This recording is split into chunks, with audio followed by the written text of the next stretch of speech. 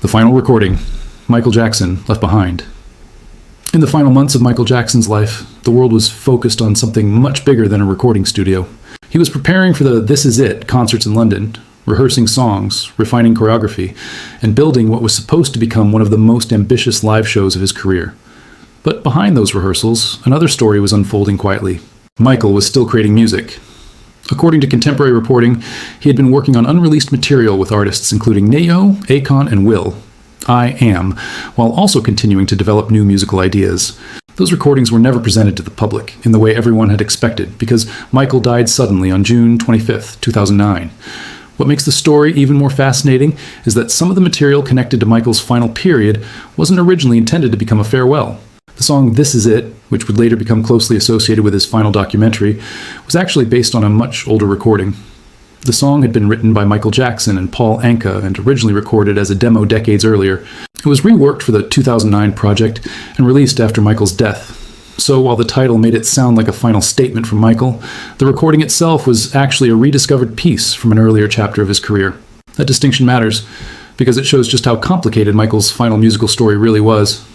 But there was something far more personal happening during those final months. Michael was surrounded by musicians, engineers, dancers, choreographers, and creative collaborators while preparing for the London shows.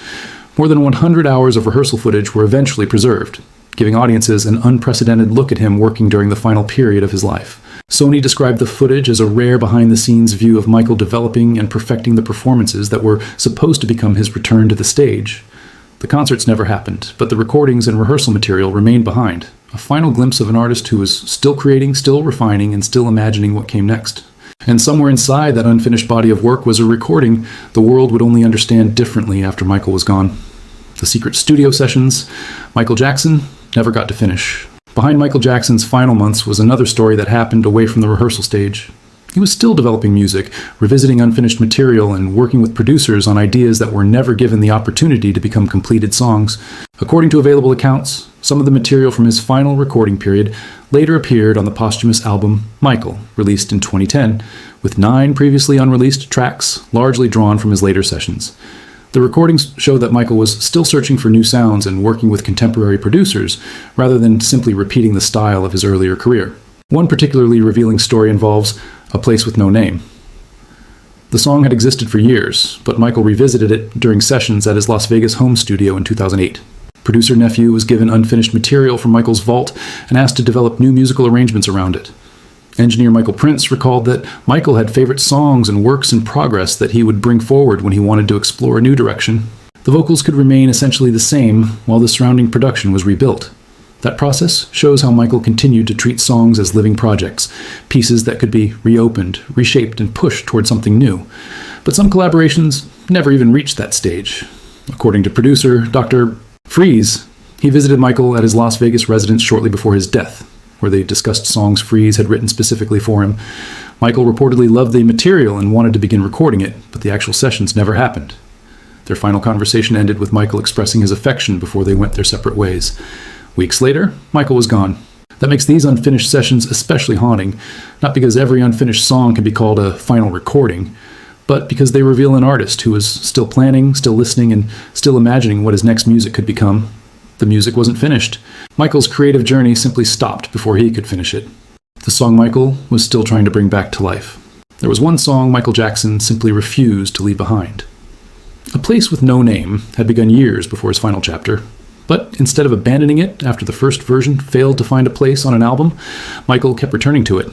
The song had originally been recorded in the late 1990s with producer Elliot Dr. Freeze straight and was later revisited multiple times. According to engineer Michael Prince, Michael considered certain tracks to be works in progress and would bring them back whenever he heard another possibility inside them. A Place with No Name became exactly that kind of project. Something Michael could repeatedly reopen, change, and reshape rather than simply discard. By 2008, the song had reached another stage. Michael was living in Las Vegas and working from a home recording studio, where producer Nephew became involved with some of the unreleased material in Michael's vault. According to Michael Prince, Michael brought out A Place with No Name and essentially challenged Nephew to see what he could create around it. The important detail was that Michael's vocals remained largely intact while the surrounding music was modified. The production could change, the drums could be adjusted, and elements could be rearranged, but the heart of the performance was still Michael's original vocal. The 2008 version included changes to the drum pattern and repeated vocal elements, creating another version of a song Michael had been refining for years. And then came the part that makes the recording feel like a window into Michael's final creative period. According to the available accounts, the 2008 version was the last version of A Place with No Name that Michael was personally involved with. It wasn't a brand new song created during his final weeks, and it wasn't recorded from beginning to end shortly before his death. It was something more revealing, an older idea that Michael continued to believe was worth improving. Around the same period, Dr. Freeze also visited Michael at his Las Vegas home studio. They discussed the future and new songs Freeze had written specifically for him, but those planned sessions never happened. Michael died in June 2009 before they could begin recording them. What happened afterward made the story even more mysterious. A short snippet of A Place with No Name surfaced publicly just weeks after Michael's death, becoming one of the first pieces of previously unheard music fans encountered from his final years. The full original version eventually emerged and was later included on Xscape in 2014, alongside a newly produced version. So the song's journey stretched across more than a decade, from its original recording through multiple revisions, to Michael's final involvement in 2008, and finally to a posthumous release. It wasn't Michael's last song in the simple sense, but it may tell us something more interesting. Even near the end of his life, Michael was still looking backward through his musical archive, finding unfinished ideas, and asking one question that had defined his career from the beginning: can this be made better? The final songs Michael was planning but never recorded. By 2009, Michael Jackson wasn't finished creating.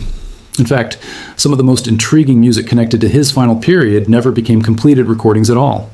One of the clearest examples came from producer Dr. Freeze, who had worked with Michael on projects including A Place with No Name and Blue Gangsta. Freeze later recalled visiting Michael at his Las Vegas residence shortly before his death. There was a studio there, equipment was being prepared, and the two were discussing the next stage of their musical work. But unlike the earlier sessions, no recording was actually made. They brainstormed, exchanged ideas, and Freeze presented several new songs he had written specifically for Michael. Michael reportedly loved the material and wanted to record it. That opportunity never came. File site turned on file through L383 came L400. That detail is important because it separates unfinished recordings from songs that Michael never got the chance to record. Some tracks from his vault already contained Michael's vocals and could later be completed or reworked by other producers. But the songs Freeze brought to Michael near the end were different. They represented ideas that existed on paper and in musical form, but Michael's own final vocal performances had never been captured. Freeze later explained that they had been preparing to begin the sessions when Michael died on June 25, 2009. Their final conversation, therefore, wasn't the completion of another song. It was a conversation about music that was supposed to happen next. There were also other collaborators who described unfinished plans. Icon, for example, said that he and Michael had worked on ideas for future music and that, apart from Hold My Hand, many of the other pieces remained fragments, perhaps a chorus, a verse, or an idea waiting to be developed. Michael had intended to continue creating after the London concerts. The surviving material, therefore, gives us an unusual picture of his final creative period. He wasn't preparing one final song and then stopping. He was surrounded by unfinished possibilities, older recordings being revisited, new songs waiting for vocals, and collaborators expecting another studio session. And that's what makes the unfinished song so haunting. The world eventually received posthumous albums containing some of Michael's unreleased work, but those releases can never completely answer the question of what he would have created next.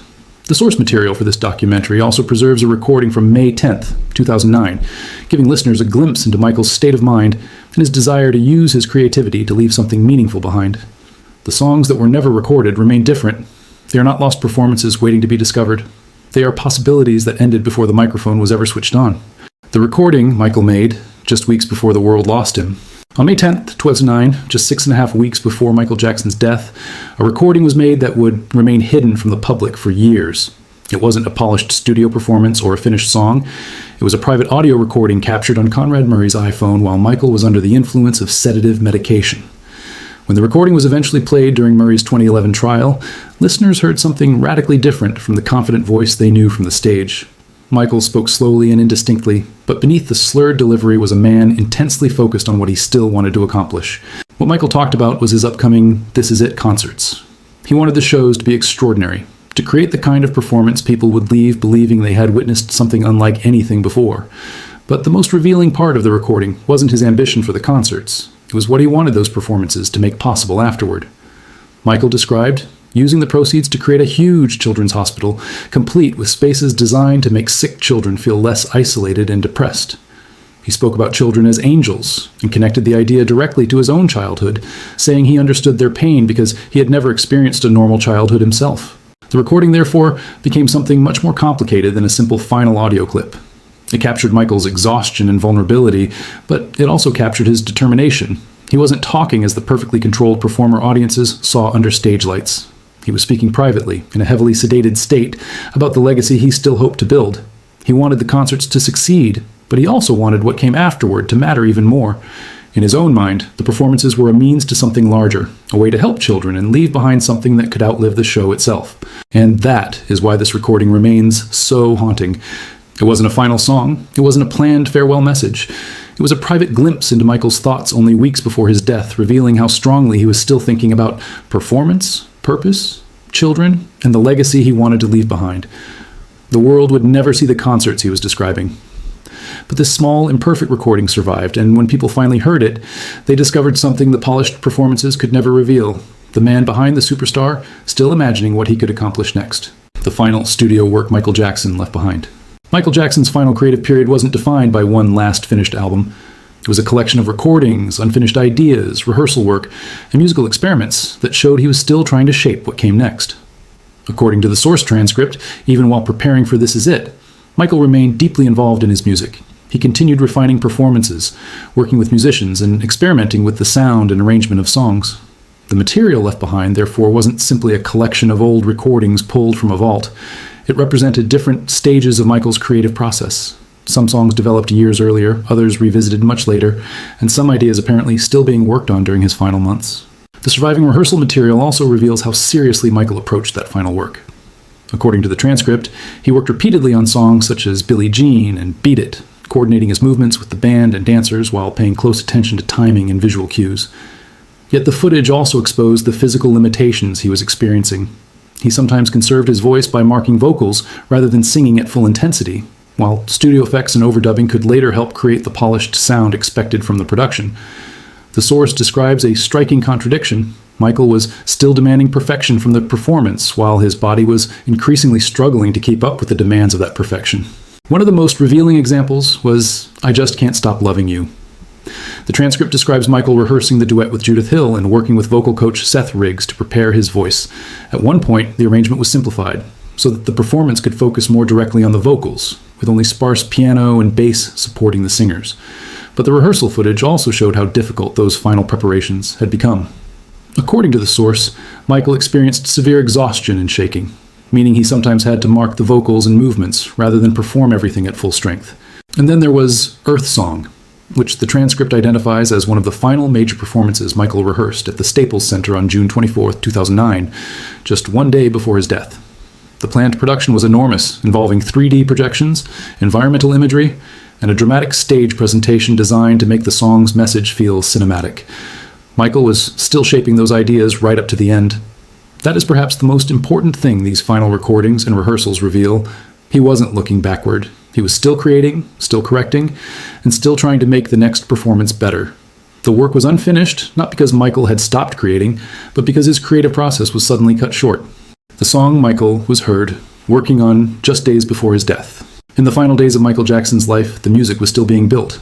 According to the transcript, one of the most revealing pieces of evidence comes from the final This Is It rehearsals, where Michael continued working through songs that demanded extraordinary vocal and physical precision. Among them was Thriller, a song that had already become one of the most famous recordings in music history. But the version being prepared for the comeback show wasn't simply a nostalgic recreation. The production was being redesigned with cinematic staging, updated technology, and a new three-dimensional presentation.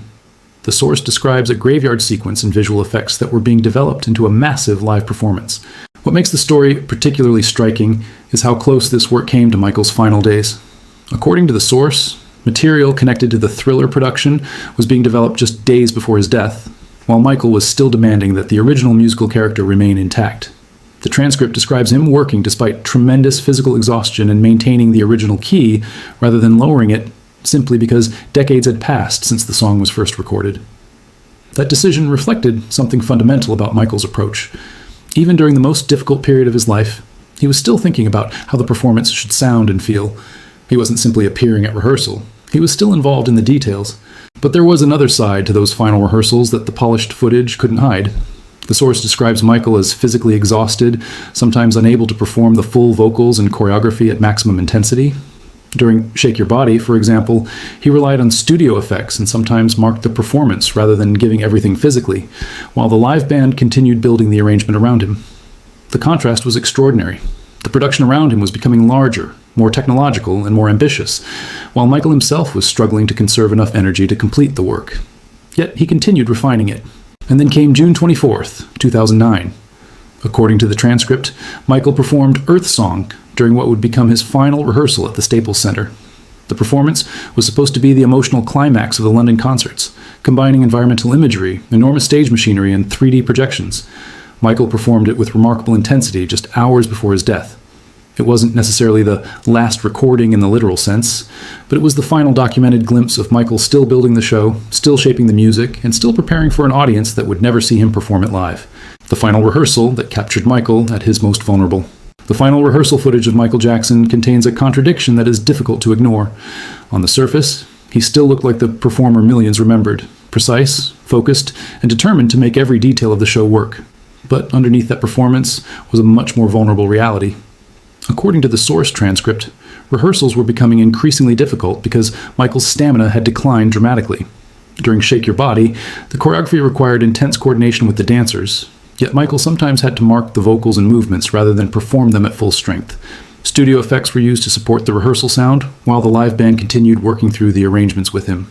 That contrast became even more visible during the vocal rehearsals. The source describes Michael conserving his energy instead of giving every performance at maximum intensity. He could rehearse the physical blocking, work through choreography, and communicate the details of the arrangement without completely exhausting himself. But the footage also showed moments when his body simply could not match what his mind wanted it to do. The transcript describes exhaustion, shaking, and difficulty maintaining balance during some rehearsals. In I Just Can't Stop Loving You, Michael worked with Judith Hill and vocal coach Seth Riggs, while the arrangement was simplified around the voices. The result was an intimate rehearsal, but also a reminder of how much effort Michael was putting into a show his body was struggling to sustain. And yet, on June 24, 2009, the final rehearsal produced an entirely different image. At the Staples Center, Michael performed Earth Song with remarkable concentration and energy. According to the transcript, the performance was intended to become the emotional and technological climax of the planned This Is It concerts, combining environmental imagery, 3D projections, massive stage equipment, and Michael's message about protecting the planet.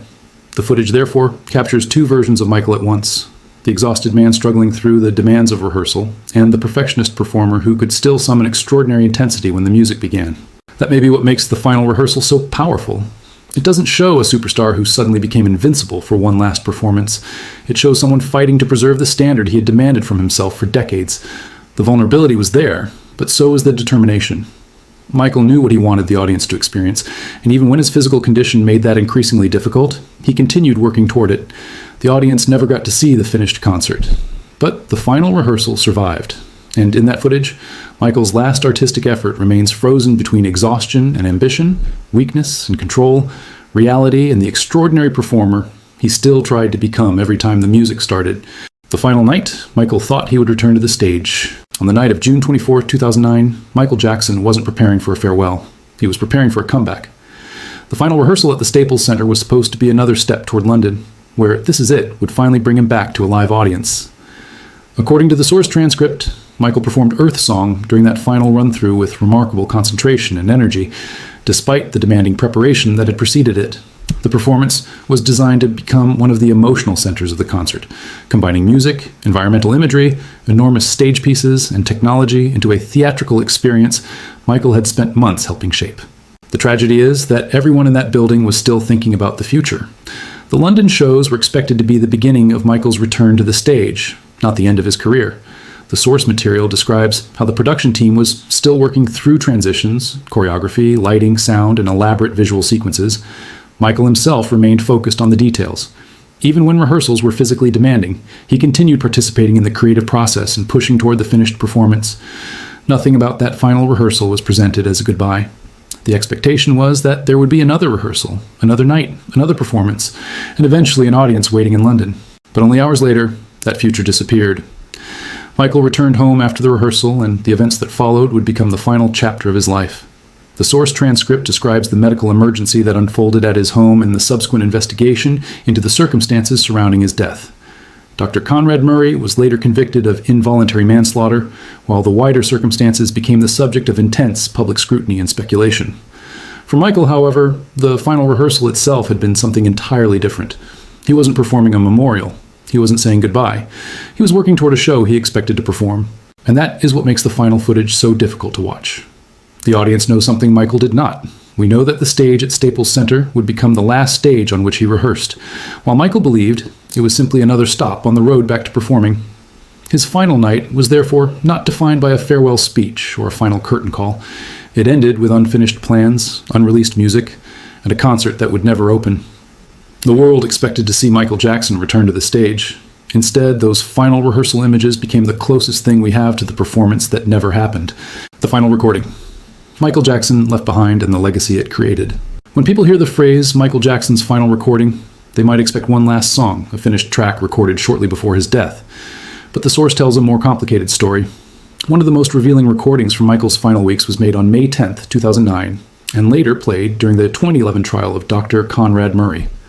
It wasn't a polished musical performance. It was a private recording in which Michael spoke about his ambitions, his pain, his upcoming London performances, and the kind of legacy he still wanted to create. The source describes his speech as slow and slurred, but beneath that exhausted voice was a very clear desire to accomplish something meaningful.